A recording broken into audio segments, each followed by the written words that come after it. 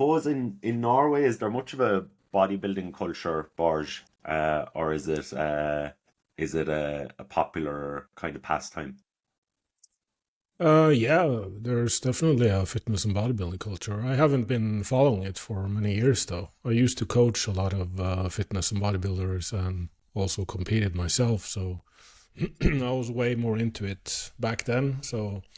But it's kind of tapered off these last few years. It used to be legal to use anabolic steroids for personal use up until, was it 2012? I can't remember.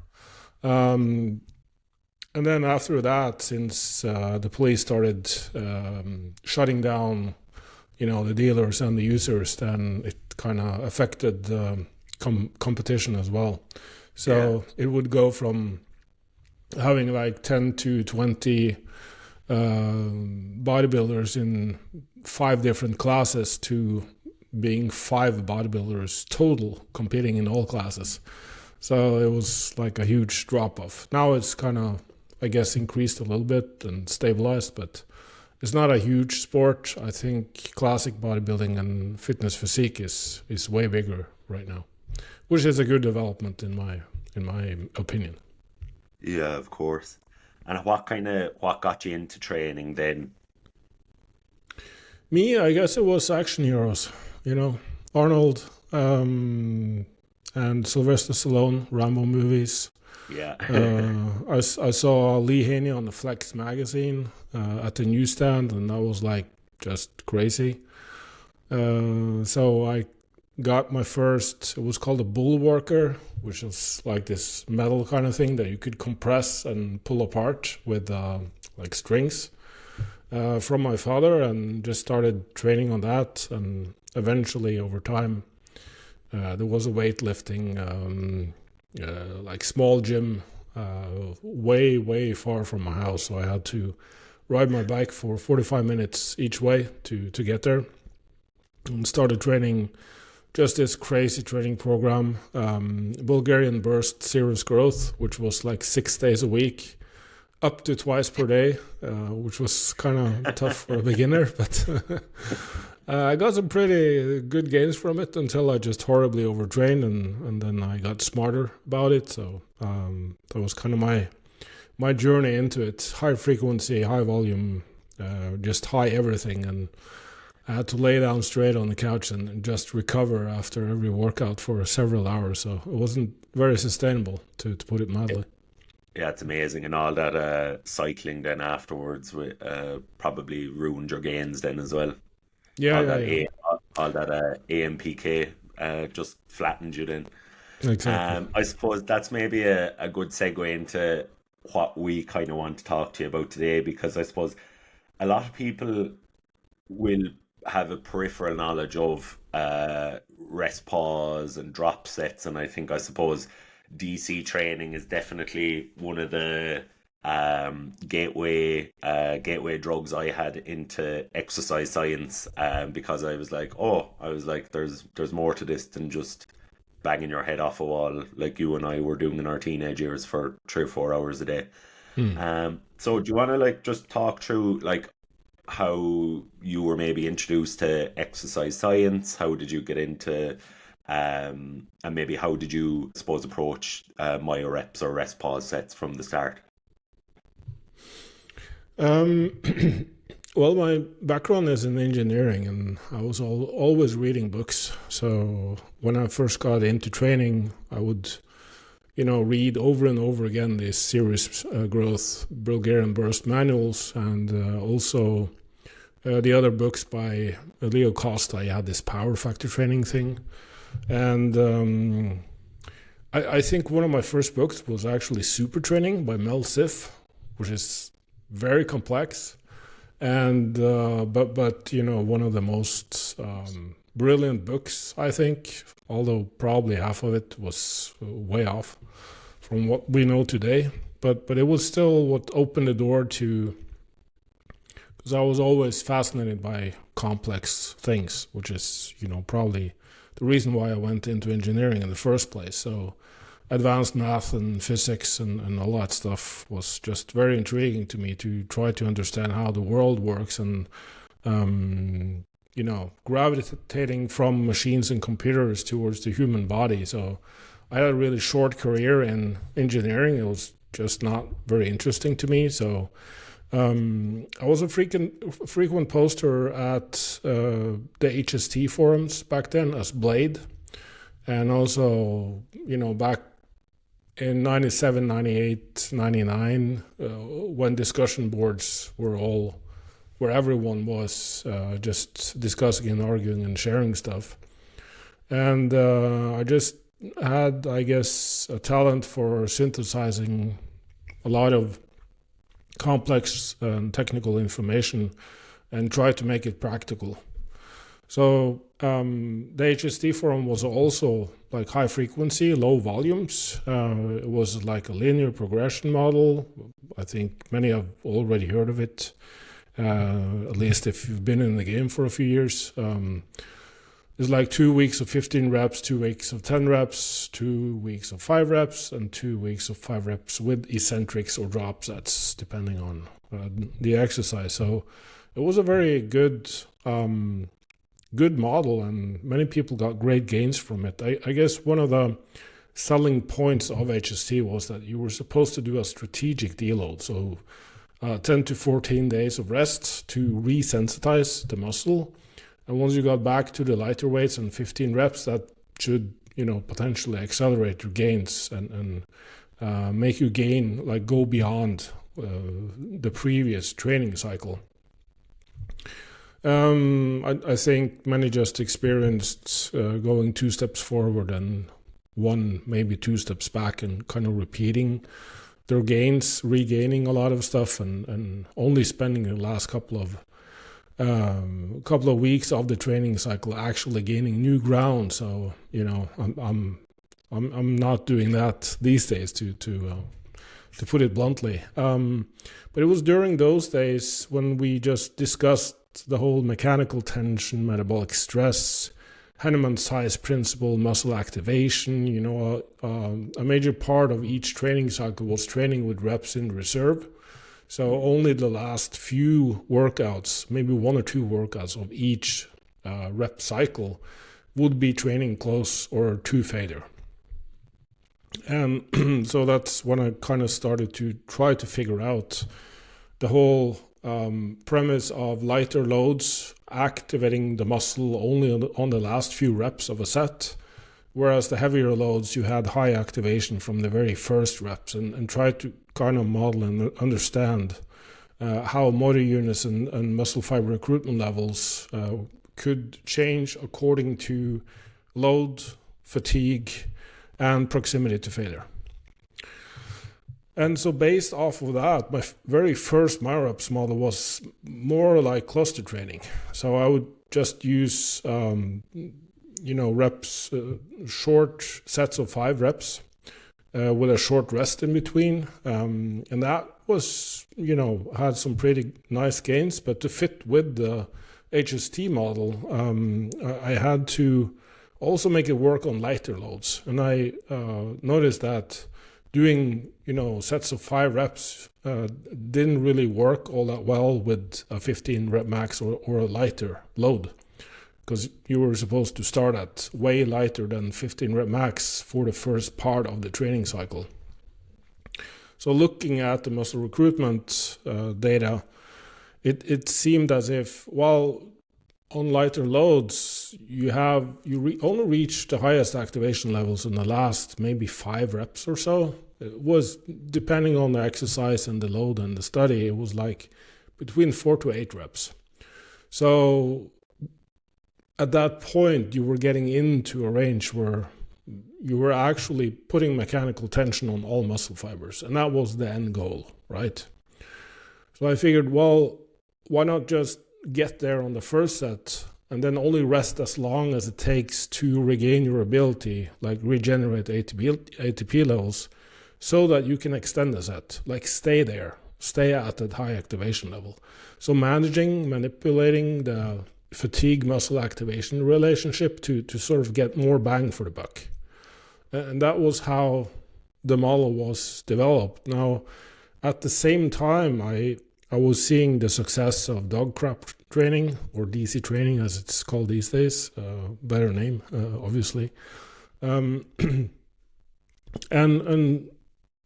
obviously, when I started posting about Myo Reps, so many people compared it to and said, well, this is the same thing as dog crap training. And I was always trying to emphasize that, well, this is not about going to failure. And it's not about like doing 10, 5, 3 to total failure, adding extreme stretching and widow makers and just going for the maximum fatigue. My model was more based on managing fatigue so that we could get in more volume at an effective range or effective stimulus. So already back then, I kind of noticed that, well, fatigue limits our ability to stimulate muscle growth. So we kind of need to separate them. And I try to at least clearly emphasize that it's important to manage fatigue and even use auto-regulating methods to tell you when to stop. Because to me, when you had a significant drop-off in performance, that was also a sign that you should probably end the set, because now you had exhausted. To me, it actually didn't make sense that fatigue was the stimulus for muscle growth. It seemed more as if it limits our ability to stimulate it. Yeah, and it, now we know that that's true. It's an unavoidable consequence of stimulating muscle growth, but it actually limits our ability to stimulate it. So we need to manage it. We shouldn't chase it. So I think that was like, even in my tagline when everyone called me Blade on the forums, manage fatigue instead of chasing it. I think that was something along those lines. And now it's just very apparent that it's way more important than people seem to think, even back then and today, that you should manage instead of chase fatigue. So that was a long story, but yeah. No, that was great. That was the genesis. Yeah. Yeah, I think for a lot of people where if they're early on, or even I suppose later in their kind of gains journey, hypertrophy journey, I suppose the separation of the two, of understanding that training hard in of itself is obviously a prerequisite for achieving your potential, but I think it's kind of a misnomer almost, where people can't differentiate between training hard enough versus training as hard as they can. And I think that's where, if you do a Myo Rep versus, like you said there, a good example would be maybe a Widowmaker kind of set, the amount of fatigue that you are potentially accumulating from one is probably going to, like, if most people are probably training at a frequency of 2 to 3 times per week for most muscle groups. There are obviously some people that can only get away with one, but if that is what you're trying to do, and then you're trying to come in 3 or 4 days later and train that same muscle group, that's where you do start to see those negative adaptations.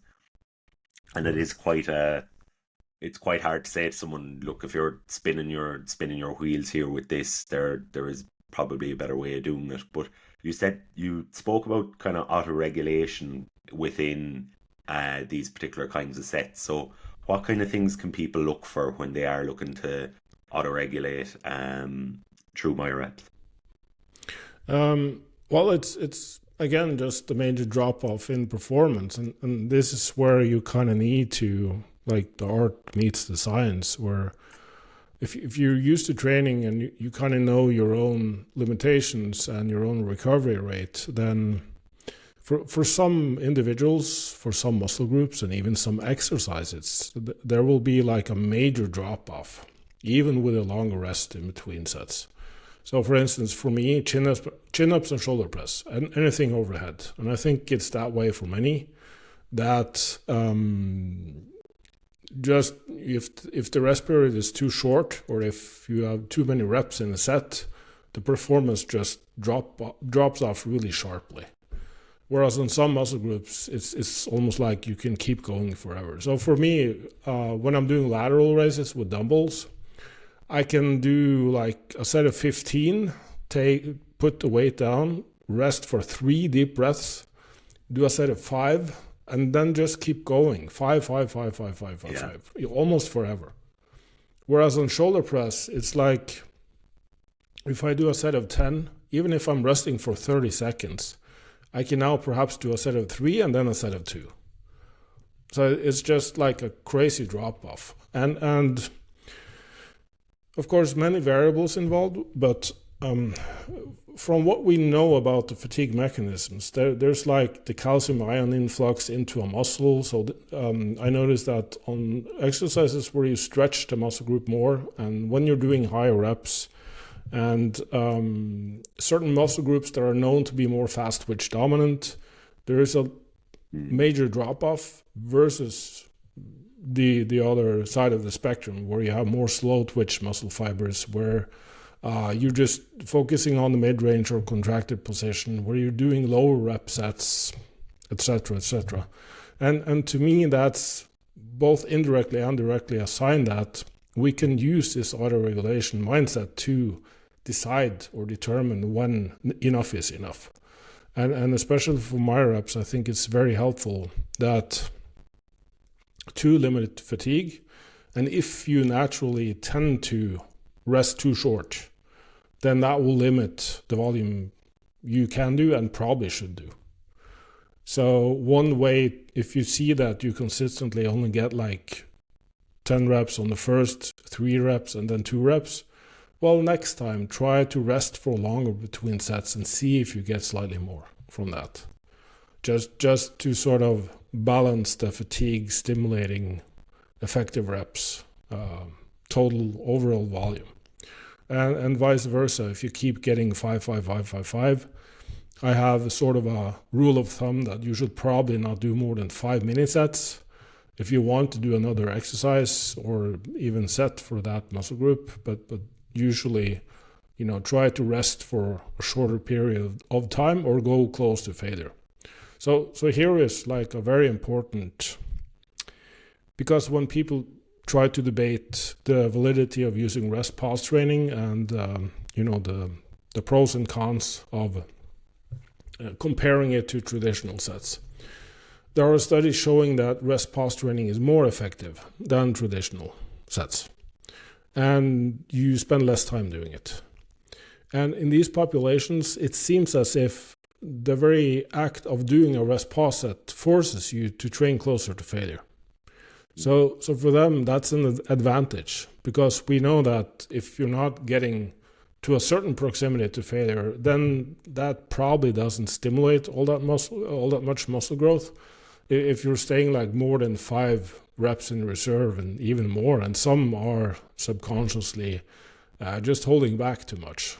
But the rest pause technique kind of pushes you to that point due to accumulating fatigue. For some, it's equal, but again, in less time, which is, to me, the main advantage. You save 50 to 70% time just doing a rest pause or Myo Reps set. For some, it's actually worse. They're unable to recover from it. Now, these individuals are probably so used to training close to failure that on the Myo Reps set or the rest pause technique, they are just going so close to failure that they're accumulating too much fatigue so that they're not recovering in time, and perhaps also combining it with a full body split, 3 times per week. So this is, again, my kind of initial setting for approaching any training is to try to fit the pieces together, to contextualize training, instead of saying, well, that's right and that's wrong. The dichotomous thinking is the enemy of increasing our common knowledge and understanding. And I wish we could all just try to, well, why does that study say this? Instead of just saying, well, it's an invalid study, or just saying, well, they're wrong, or data manipulation, or you're not interpreting it correctly. Perhaps we should try to make the details of the picture, because I believe the picture has been the same for the last 3 decades, maybe more. This is our model, our understanding of hypertrophy.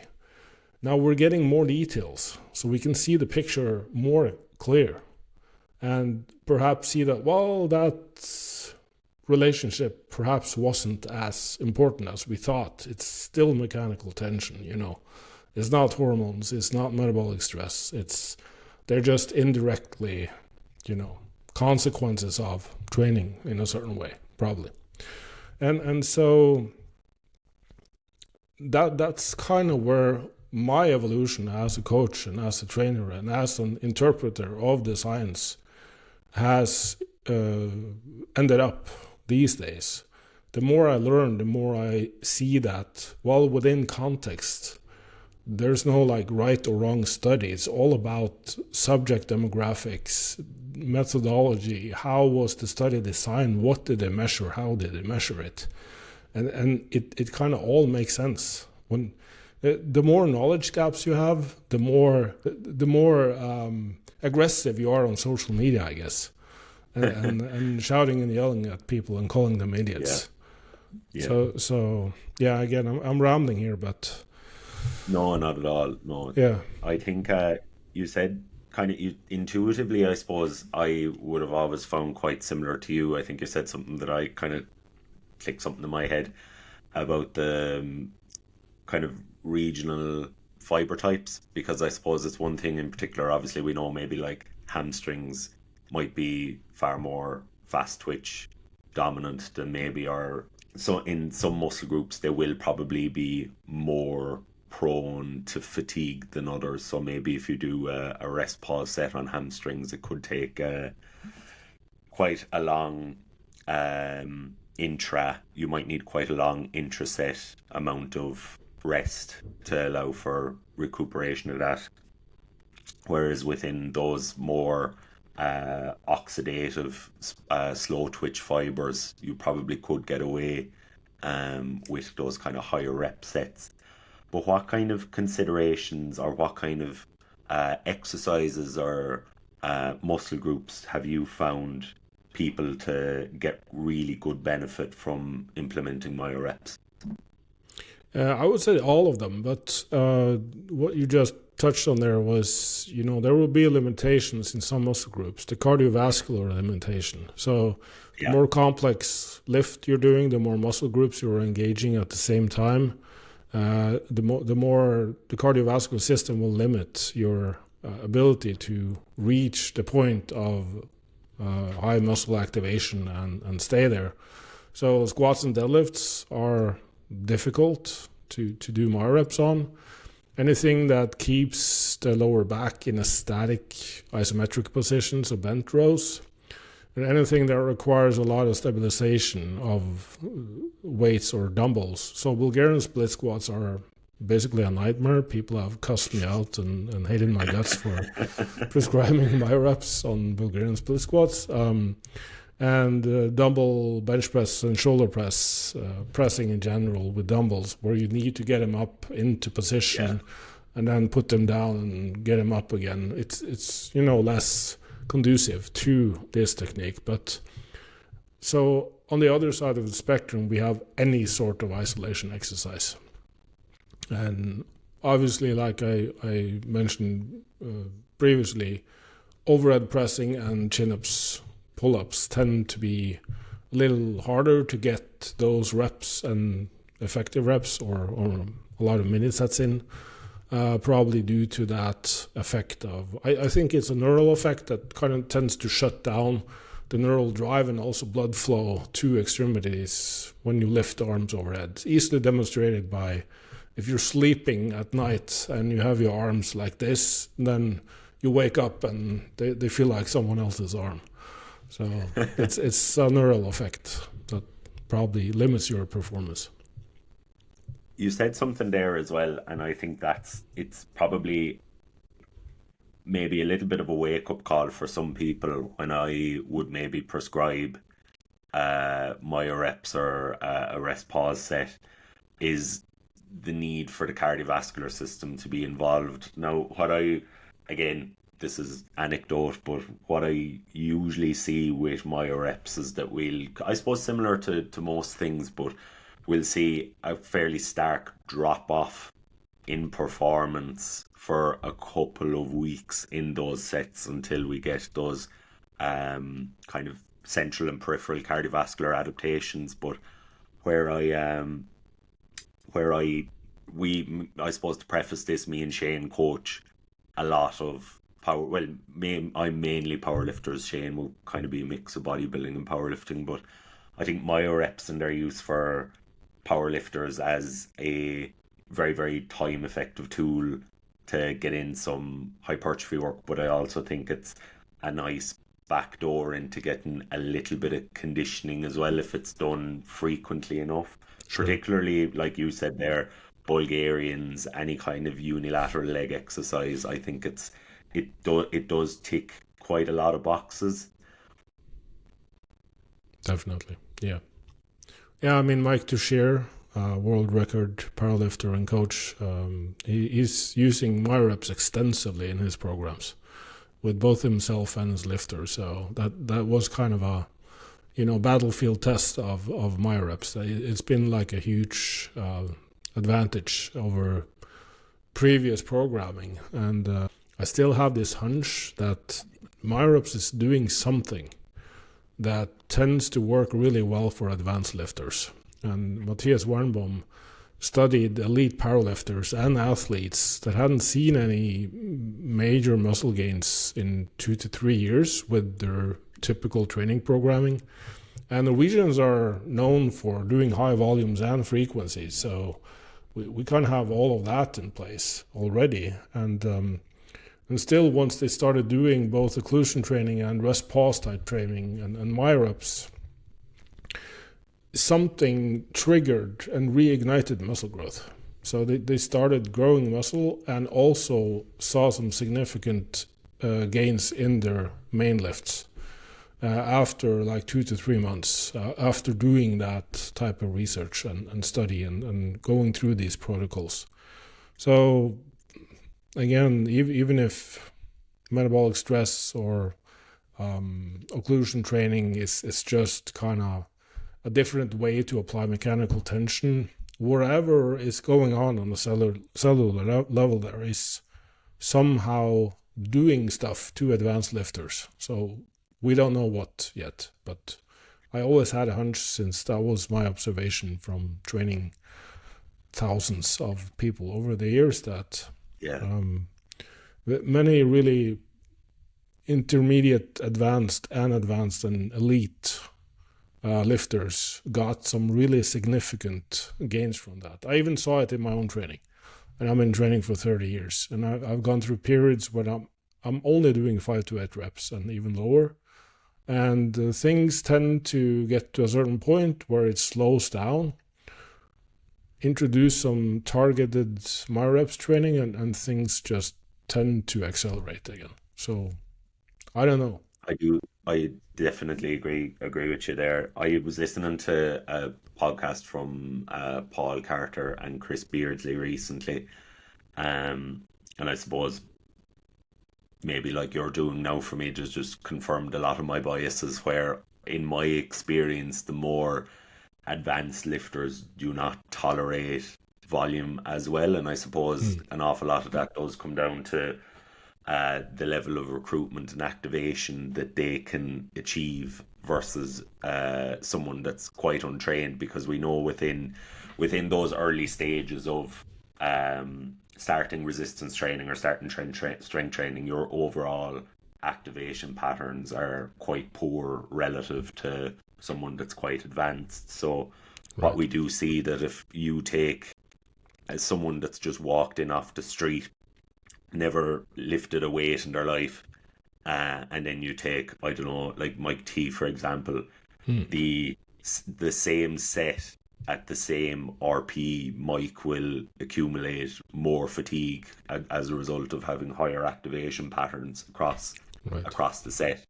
And I suppose where I see Myo Reps being, or these kind of rest pause sets, particularly for accessories and powerlifters,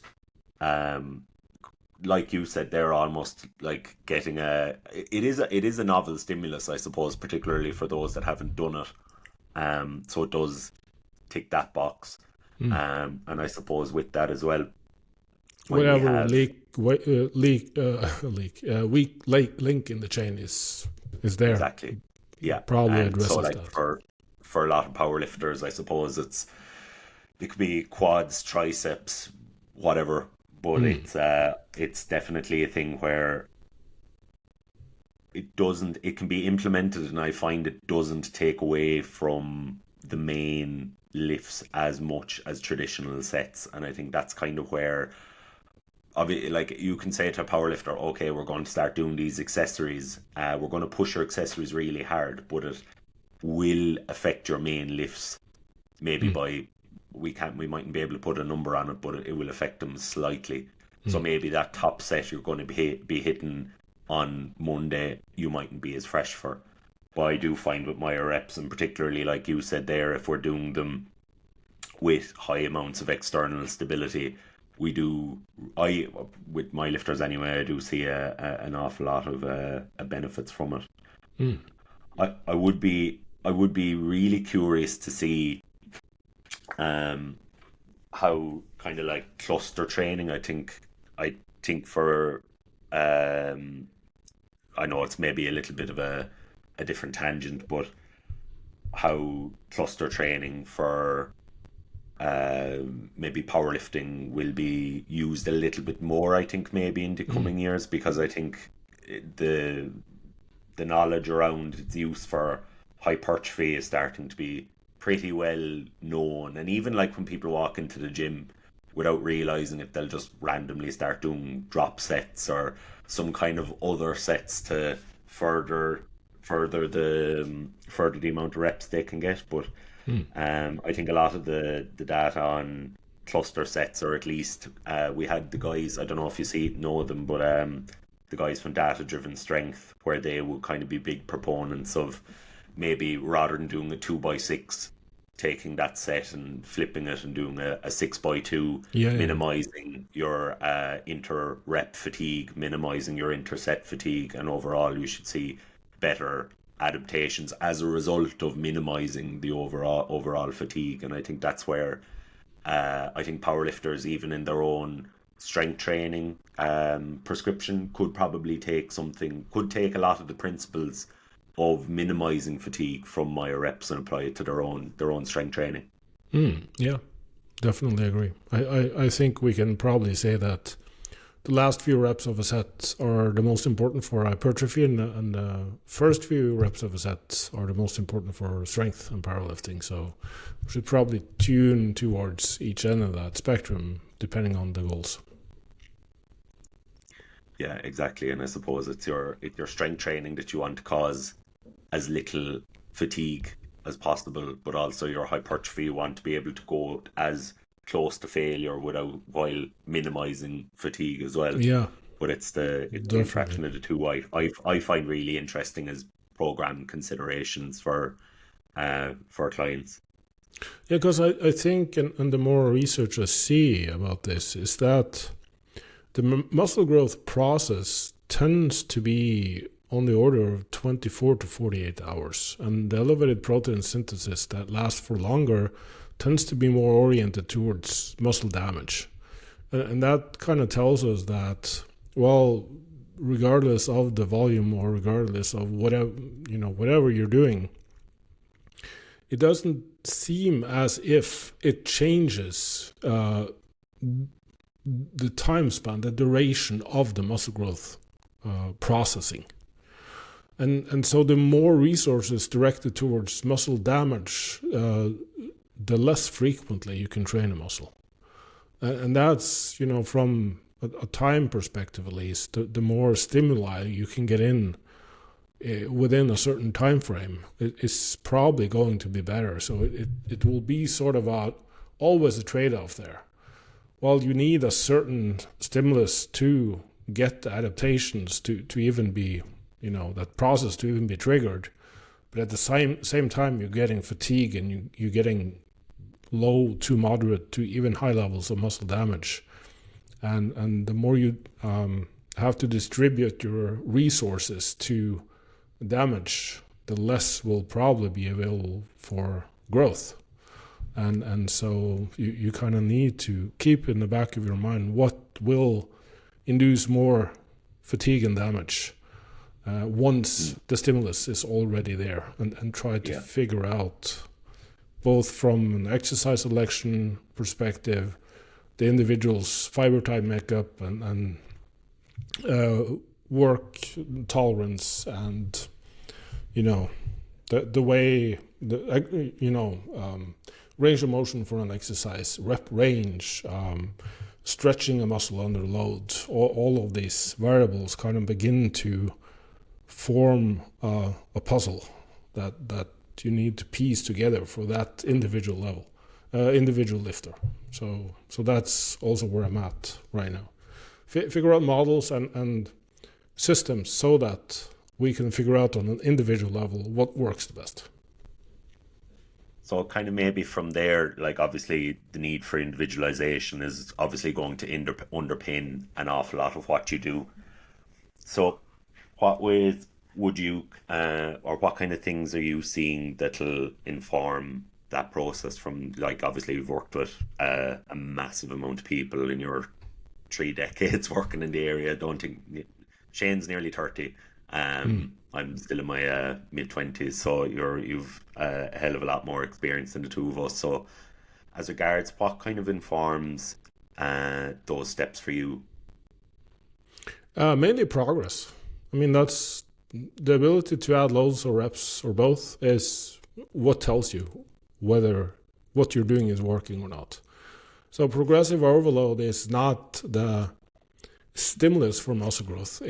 It's what tells you that muscle growth has happened, or strength gains, at least on a consistent basis, barring the neural adaptations from relearning or changing an exercise, or learning a new exercise, obviously. And more complex lifts will always have sort of this motor learning component. But at least on isolation and more stable exercises, you can pretty much determine. So let's say that the bench press seems to be varying a lot, but the pec fly is consistently getting better. Then, it's probably some sort of motor learning stability technique issue, and not the actual pectorals being the problem. So the volume and frequency balance is probably close to being correct for the pectorals. And obviously you can do the same thing for the triceps and delts. Outside of that, you kind of also have to control for external variables. So the sleep, stress, lifestyle outside of the gym in general. So if someone is going through, a divorce or something at work or whatever, then it's probably a good idea to be proactive about that in their training.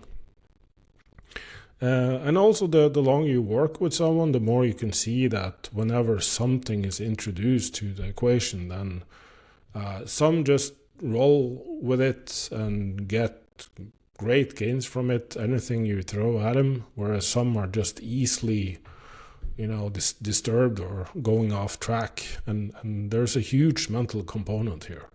So even comparing students in exams, you can see that the recovery is not only affected by actually taking exams, but their perception of how hard it is to be taking exams. So there's like this huge, not only evaluation of stress, but also the perception of that stress for that person.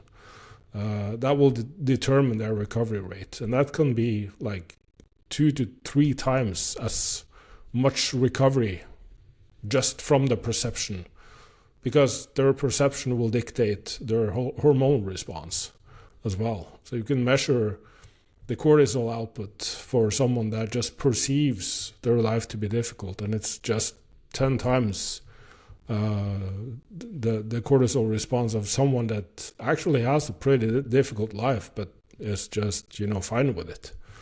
So many things, and that's why also I went more into the psychological direction these last few years, and trying to model and understand how you can improve the lives of people, and not just their lives, but also their perception of their lives. So how to manage their own thinking. It's been a very game changer for how to also get great results with their muscle building and dieting efforts. So yeah, again, a long answer to a short question, but there's so many pieces involved, and I just hate it when I see blanket statements out there. So yeah, I'd love to hear more about like you kind of your approach to maybe mitigating some of the perceptions of stress, particularly. Like as a coach, it's very easy to give someone a program. It's easy to write a great program nowadays with all of the information that's available at our fingertips. But obviously, the coaching process goes far beyond putting numbers down on a lovely aesthetic looking spreadsheet, because like you said there, where you can have great athletes that can experience life stressors, and us as coaches, while we are, I suppose, we're there to help them with their achieve their physique goals or their strength goals. The road to get there is obviously littered with life events that, if we are equipped to help them manage, they obviously can achieve those goals a little bit better. But it's definitely a challenge for a lot of people, those soft skills, particularly like when I started coaching. I nearly felt like I was what's the word I'm looking for? I felt really out of my depth, I suppose, in a lot of situations where I didn't feel equipped enough as a young 20-year-old to ask people about whatever was going on in their lives. So how did you kind of begin in that area, and what kind of things have helped you with your clients and helped your clients overall? Wow, that's a great question. And I mean, I'm even teaching a class starting in January in Norway at a sports science school, which lasts for one whole semester on the whole psychological, mental models kind of thing. And so I guess like a rough summary of where I would begin to look is, first of all, the programming. Looking at the autonomy of things. You will have people that just want to be told what to do all the time, and you will have clients that just want to spar and kind of be your buddy on figuring out together how to do what they're gonna do. So we have a study showing that when people are allowed to choose their own rep ranges, liking a rep range can sometimes be more important than what's physiological optimal. And the same thing about exercise selection and whatever else you can think of. And then you have like external and internal focus, and whatever is perceived as stressful for some people will actually inhibit their gains. So that's where you kind of have to just communicate with the client on the programming. So like I had this particular one female client that to me, it seemed as if the optimal approach, since she'd been training with high reps for so long and she wanted to get stronger, was that, well, we kind of need you doing a program with lower reps. And she did, and she just hated the program and didn't get any gains whatsoever. And so, well, I guess we just have to go back to doing what you enjoy doing. I'm not going to force you to do stuff. And lo and behold, our gains took off again. So again, perception, very, very important. Liking and perception. Outside of that, I always map out my clients' stressors, and I tend to call it their energy vampires. And it can be people and it can be activities and actions. And we begin to map out what's positive, what's neutral, and what's negative in your life. And the more positives you have, the better it is, and the more negatives, the more draining it is. The neutral is just there for figuring out potential. So either we sort it out or we put it on the positive side by just learning more about it. And the negatives, we kind of have to begin to understand how to handle it.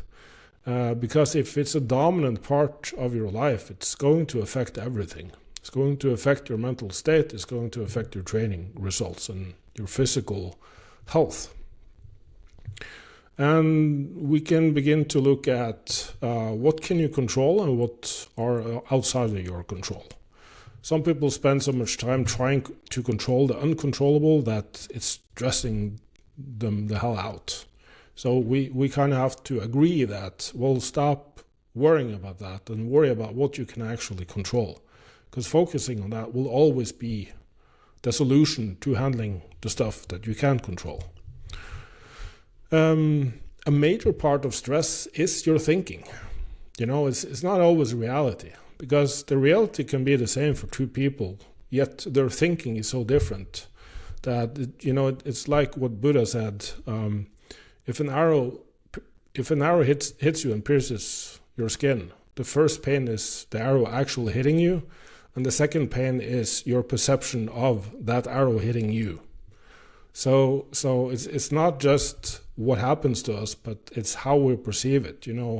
Oh, why does this always happen to me? And going into all of this ruminating and overthinking.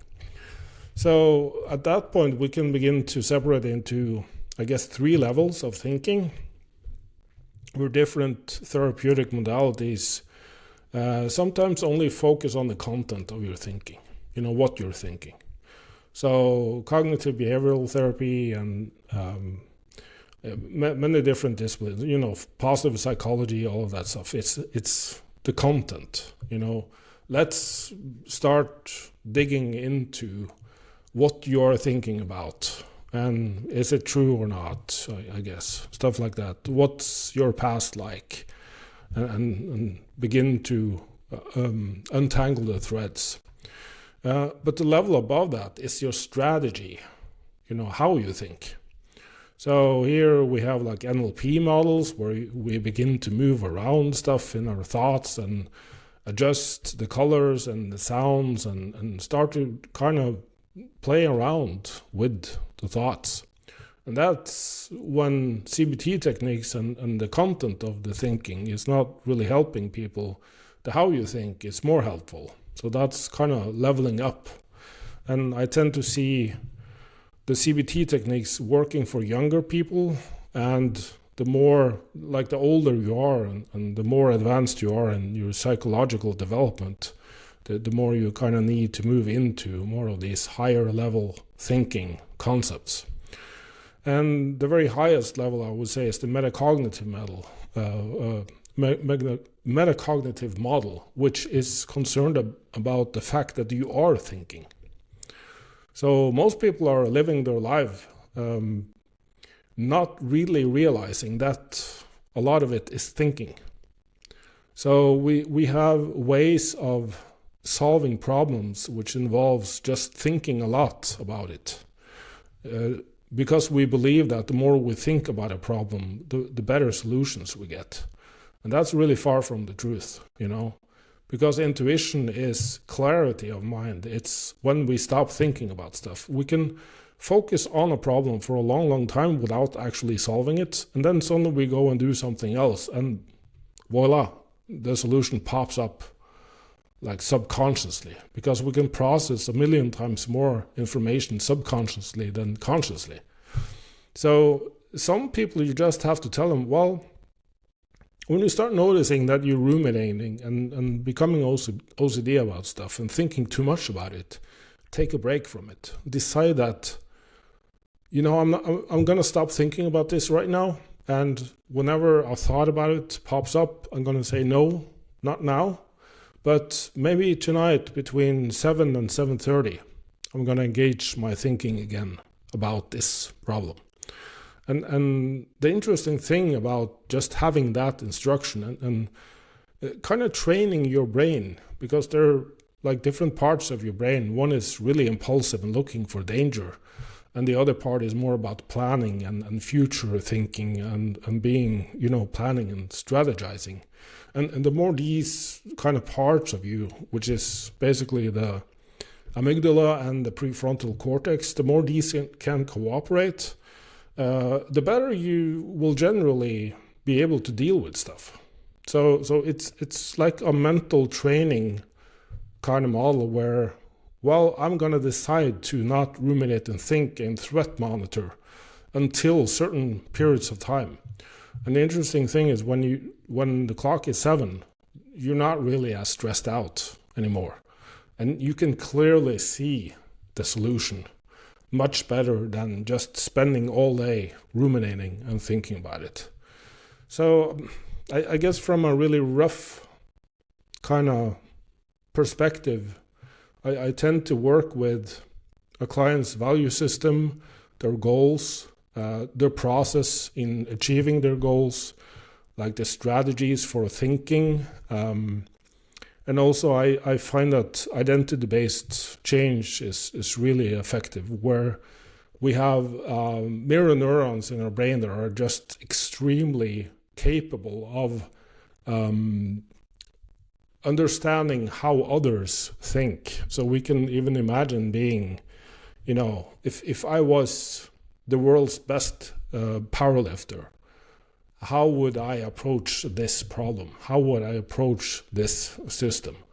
And the choices you make from that mindset will be way different from, well, I'm the stressed out husband that hates his job mindset, So I guess that's just a brief, rough overview of the models that I tend to use, but it's very client specific, and I always tend to look at where on the psychological development ladder these people are. Are they more concerned about threats and rewards? Are they concerned about what other people are thinking all the time? Or are they like more like first principle kind of thinking, where they're always challenging their own thinking and understanding of like their models of the world, and always going back and forth? It's kind of the Dunning-Kruger effect, I guess, where they're really far along, and you need a different approach with these type of clients than the ones that just wants to be told what to do. Yeah, no, I think you broke that down brilliantly. And I think where you said there about people's value systems, I suppose is one thing Shane and I would definitely both talk about a lot, is it sounds nearly cliched at this point, but they're like, why are you doing something? What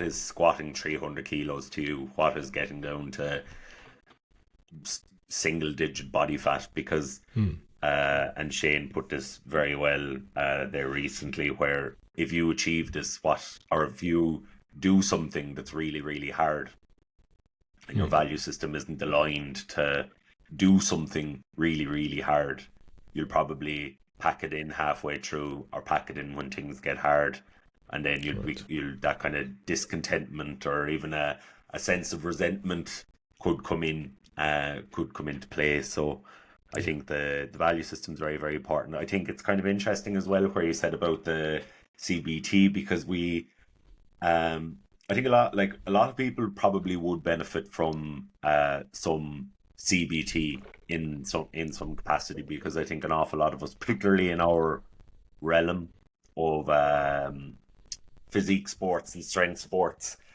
I think a lot of people will kind of come into some kind of deconstructive thoughts at some point, be it around your own training, around your body image. I've came across some people that would nearly equate their self-worth to their total. They could maybe have a couple of bad training sessions, maybe a bad block of training. Yeah. And you can see a lot of the self-talk becomes quite negative, becomes quite detracting.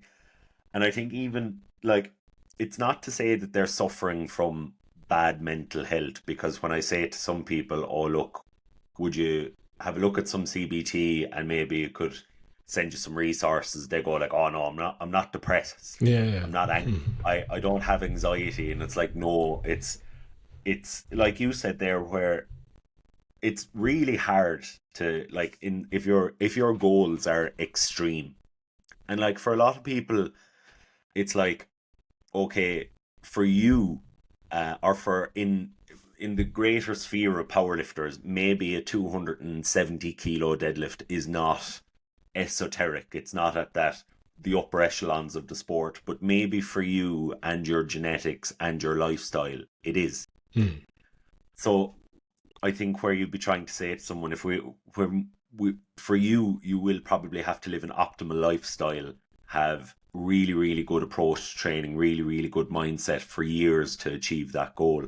Yeah. And I think a lot of people almost discount it because they kind of say, "Oh, I'm not at that level. I'm not there yet, or I'm not maybe suffering." But I think where we can kind of have better approaches to things, and like you said quite early on, it's a tool.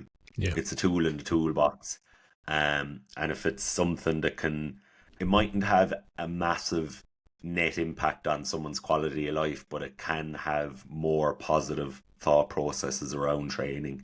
And even to say where you said that it's a tool that works better with young people, I suppose it does make sense, where a lot, maybe because we know your brain isn't fully formed until you're maybe 25, 26.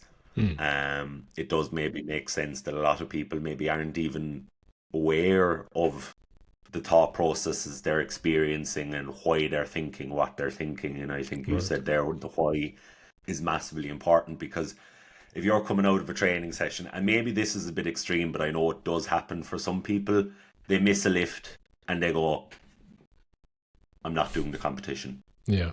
I'm not doing I'm not doing the And meet, any or I'm, failure is seen as like doomed. Yeah. yeah. Mm. And then it catastrophizes the situation then, and it's a downstream chain reaction. Yeah. And it's like we know from a lot of the positive psychology um area, that if you do view things in a better light, if you view things in a more constructive light, Mm. overall the net benefit of that across the year should help you elicit more gains. Yeah. Yeah. But yeah, I think you gave a lot of, even the, we didn't think we'd have you on talking about the soft skills, but I think you gave a really, really good breakdown there, Yeah. They're of how people, extremely important. I mean, if you have a growth mindset around your training, that it's possible to get stronger physically, then you should also adopt that mindset when it comes to your mental health and psychology. It's definitely possible to get stronger up here.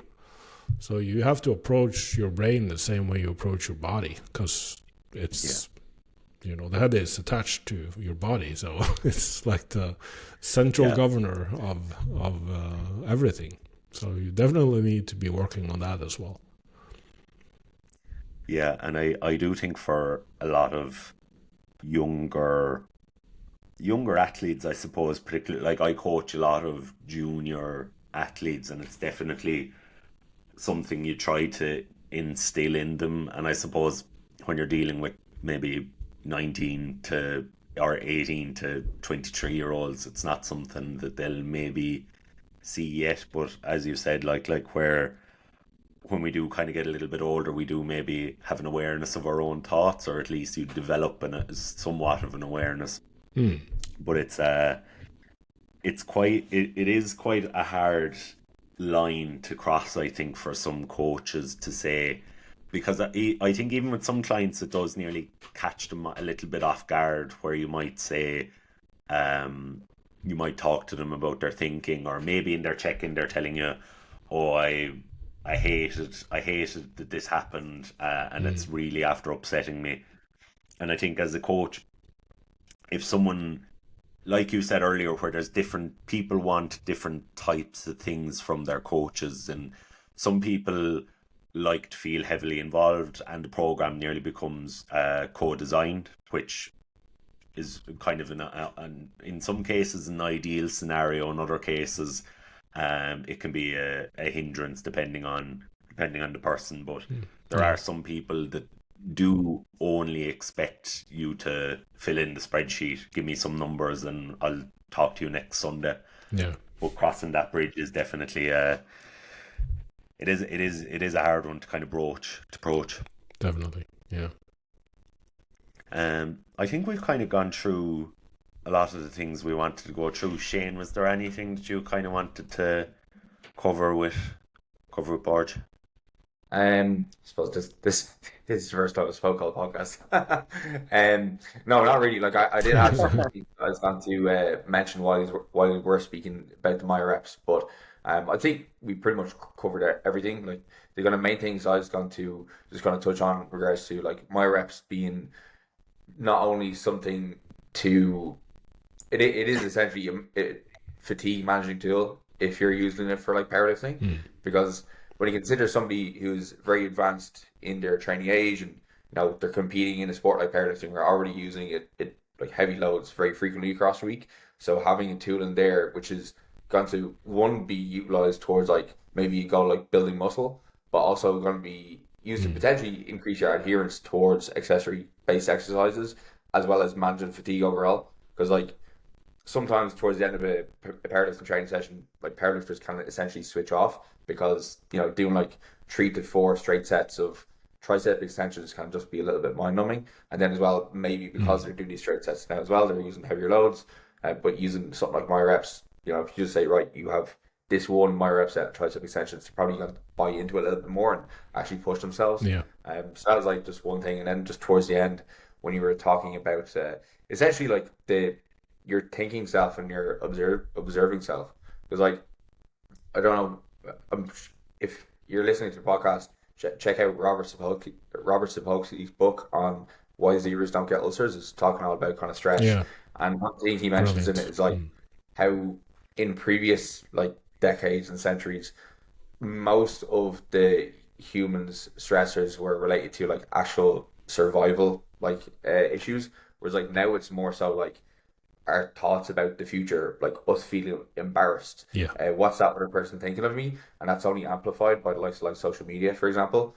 And again, as Lawrence was saying, with the likes of the person who is only genetically capable of like hitting a 270 deadlift, they can, be thinking, oh, does this person think I'm weak because they have a 300 kilo deadlift and I'm only capable of this?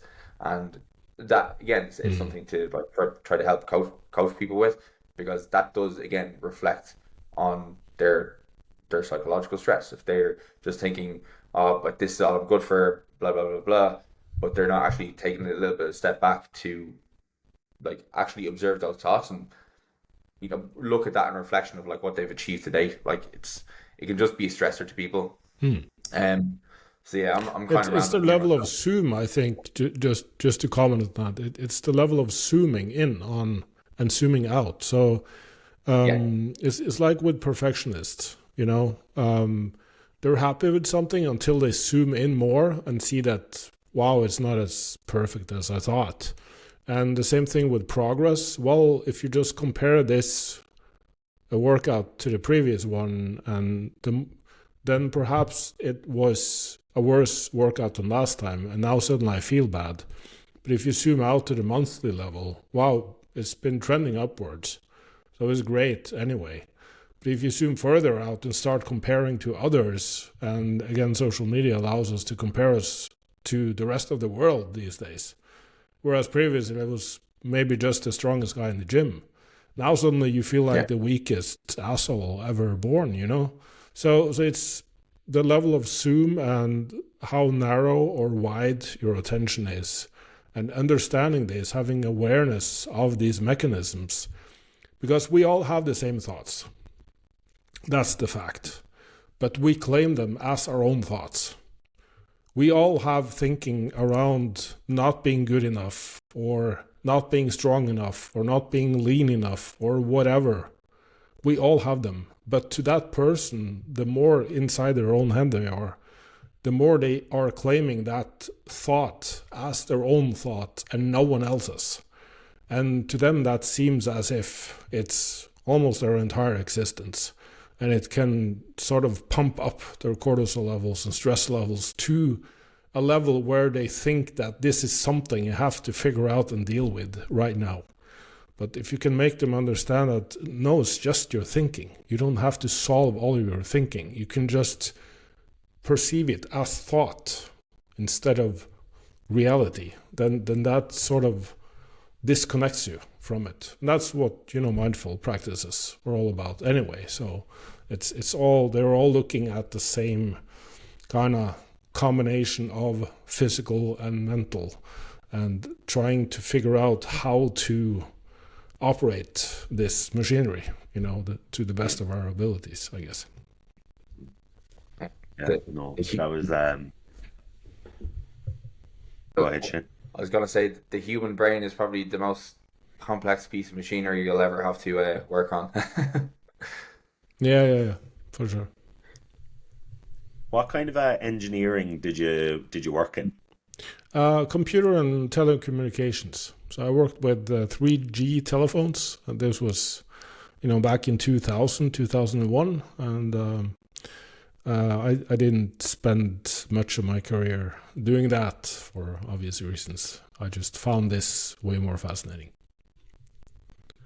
Yeah, of course. Borge, we won't take up much more of your time. I appreciate you coming on so much. I suppose first off, thanks for coming on. It's been fun. I know I only reached out to you last week, so I the two of us really appreciate you making the time for us. But also for like a lot of the information you put out as well. I think Myo Reps probably something I've used for years in my own training. I think Shane is pretty much the same. Shane, Shane is our kind of like a producer. He's the chief of all of the intros, outros. He's kind of like if I'm Kanye West and he's Timbaland. A great analogy. He's the brains of the brain. Does all the background stuff. Right. So he's gonna do the outro there, Borge. All right. Yeah. So I appreciate Borge, it. It's been a fun conversation. Do you want to plug where people can find you? Borgefagerli.com and borgefagerli.com. I have an online program there, group coaching model. I also offer coaching again. I'm most active on Instagram, but I'm beginning to do stuff on my YouTube, long form content. So there will be more there. I'm also just started building out the myoreps.com website. So hopefully I'll get more stuff in there in 2020. Thank you very much for coming on. And obviously, as Lauren said there, both of us have used your methodology, like the Myo Reps in our training. Like I think the first time I ever actually used Myo Reps was during lockdown when all the gyms were closed, and I had a set of 10 or 15 kilo dumbbells, and I was like, okay, these are a little bit too light for doing my squats or whatever like that. So what can I do to make these more difficult? And that alongside BF4, it definitely made me bigger during that time period anyway. But anyway, thank you very much for coming on. If you're listening at home, make sure to give Borge a follow on the likes of Instagram and his YouTube. Check out all his articles on his website as well. They're really good reads. And if you are going to be utilizing his Myo Reps, tag him on Instagram. As well, if you did like the podcast too, make sure to leave us a rating or review on your podcast platform that you listen to. Share it in your Instagram stories, and we will catch you in the next one.